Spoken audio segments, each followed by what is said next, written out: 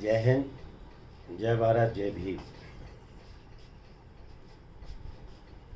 केशवानंद भारती के मामले में जो अब तक की सबसे बड़ी सुप्रीम कोर्ट की बेंच बैठी थी, एक बहुत ही महत्वपूर्ण फैसला इस देश की पार्लियामेंट की संविधान सदन की सख्ती पर दिया था कि भारत की पार्लियामेंट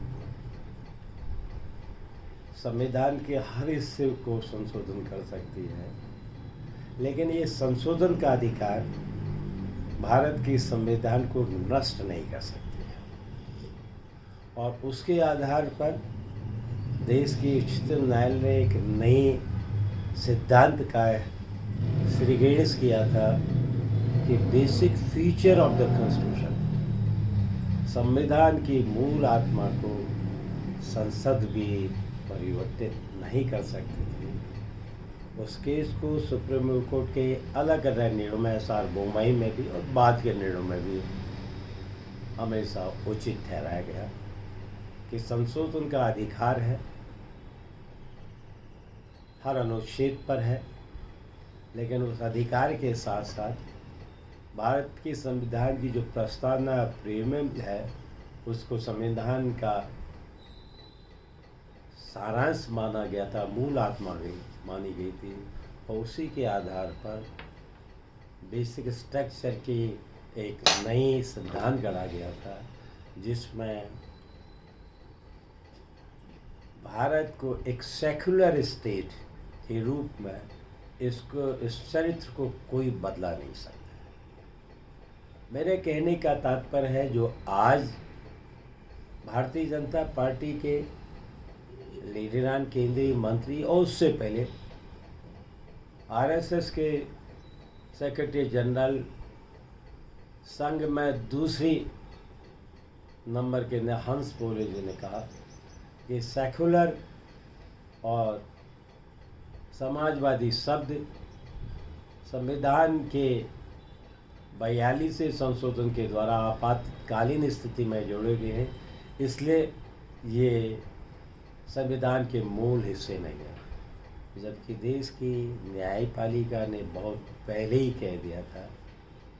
बाबा साहब भीमराव अम्बेडकर जी ने जब प्रस्तावना का जिक्र किया, डिबेट की थी, उसी प्रस्ताव में बहुत साफ है कि जब हम देश के अंदर इस संविधान को अंकित कर रहे हैं, तो भारत का संविधान व्यवस्थित सामाजिक, आर्थिक, राजनीतिक न्याय के साथ साथ इस बात की स्वतंत्रता देता है, विचारों की अभिव्यक्ति की, अपने विश्वास, अपने पूजा वर्षिप की, फेथ की। भारत का संविधान किसी एक धर्म को मान्यता नहीं देता। भारत का संविधान अपने सिटीजन्स को अपने धर्म को मानने की पूरी आज़ादी गारंटी करता है। आज उस आत्मा पर भारत की उस पर आरएसएस के द्वारा चौतरफा हमला कर दिया गया। क्या ये पहली बार हो रहा है? ये ऐसा हरगिज नहीं। जब भारत का संविधान बना, पूरे देश ने स्वतंत्रता संग्राम सेनानी गांधी, नेहरू, सरदार पटेल से लेकर बाबा साहब भीमराव जो इस संग्राम के इस संविधान के मूल आत्मा के प्रतीक थे। भारत का संविधान दो धाराओं का प्रतिनिधित्व करता है। एक तरफ ब्रिटिश साम्राज्यवाद के खिलाफ लड़ेगी, राजनीतिक आज़ादी की का प्रतीक है। दूसरी महात्मा फुले और बाबा साहब भीमराव अम्बेडकर के द्वारा भारत सामाजिक रूप से सबका देश है, सब समान है, सामाजिक समता, सामाजिक विरासत की धरोहर का प्रतीक है। तो कह सकते हैं, एक तरफ आज़ादी उपनिवेश के खिलाफ लड़ाई का प्रतीक है, दूसरी ओर वो सामाजिक गुलामी को हमेशा हमेशा को ख़त्म करने की ओर एक नए भारत का उदय है। तब जब ये संविधान बना था, उस समय भी आरएसएस के तत्कालीन कार्यवाह गोलवलकर जी ने हमला करते हुए कहा था कि भारत के संविधान में भारत का कि कोई तत्व ही नहीं है। जो भारत का संविधान है, भारत का नहीं, हिंदू का जो मनुस्मृति है, मनुस्मृति की दृष्टि कोण विचार इसमें अभिव्यक्त नहीं होते,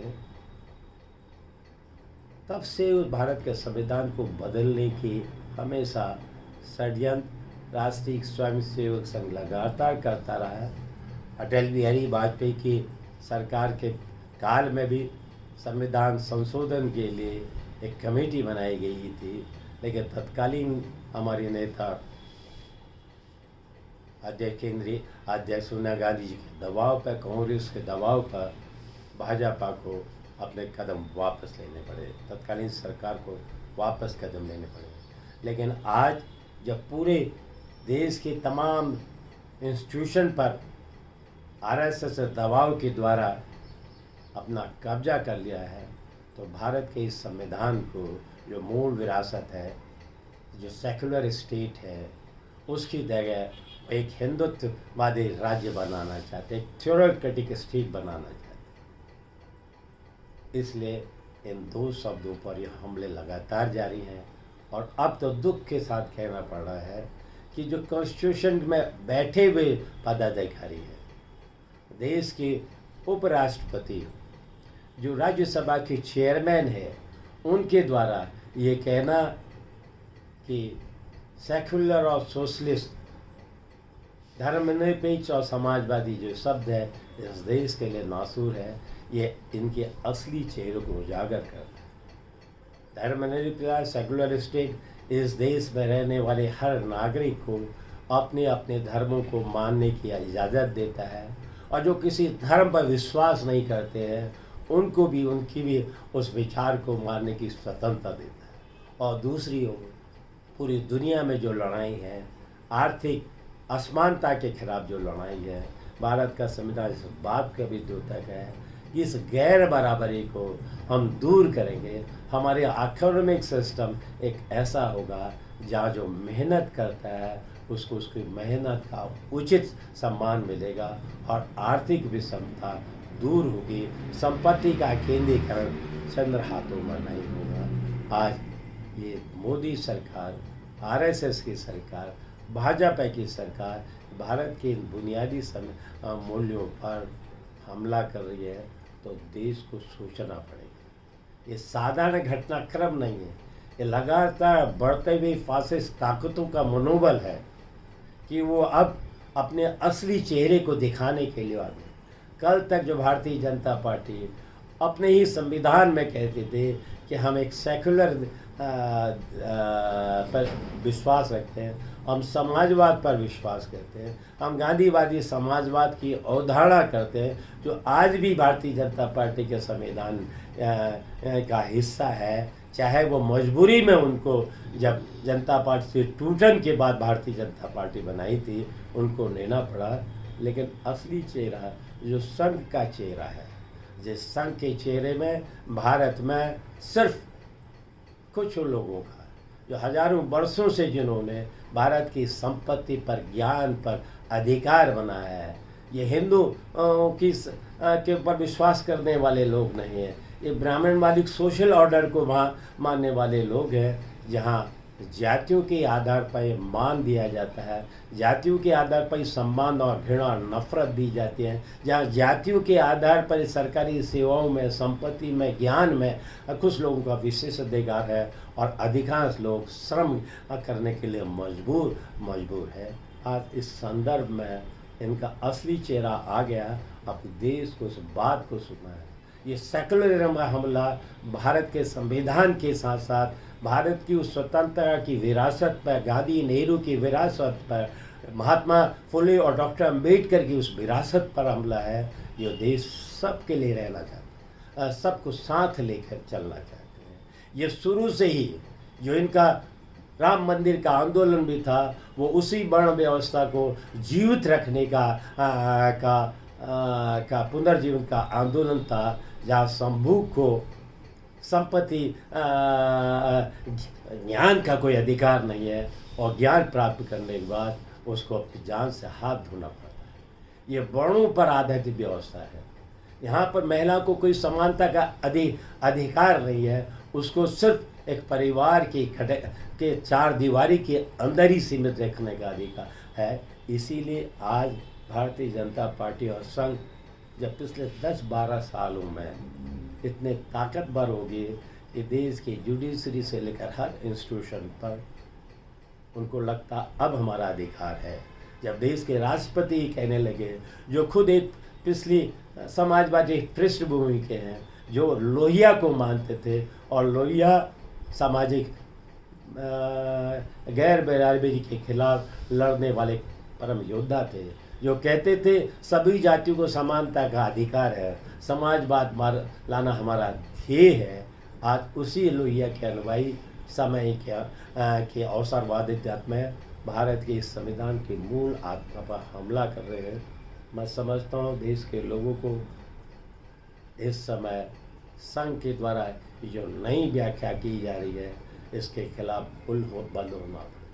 हमको भी, कांग्रेस को भी, और तो तमाम वो लोग जो धर्मनिरपेक्षता और समाजवाद में विश्वास करते हैं, पिछले 10-12 सालों में हमने भी सेकुलरिज्म को डिफेंड करना छोड़ सा दिया।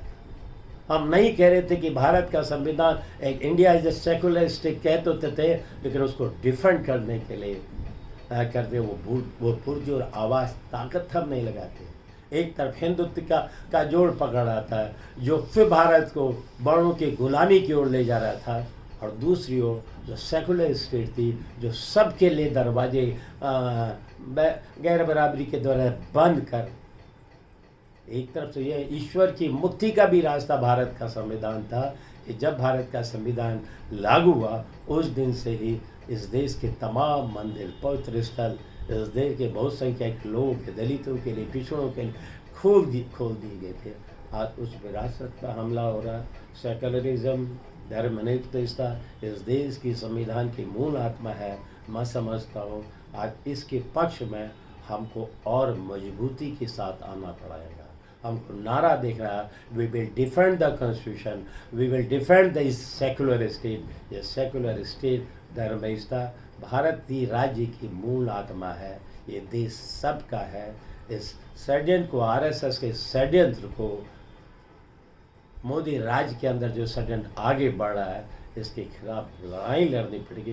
ये अलग अलग रूपों में देख रहा है। आज लाखों लोगों को, करोड़ों लोगों को उनके मताधिकार से वंचित करने की भी तैयारी चल रही है। महाराष्ट्र में देखा, बिहार में देखा, ये वही है जो जर्मनी के अंदर हिटलर ने किया था कि वहाँ के नागरिकों को, श्रमिकों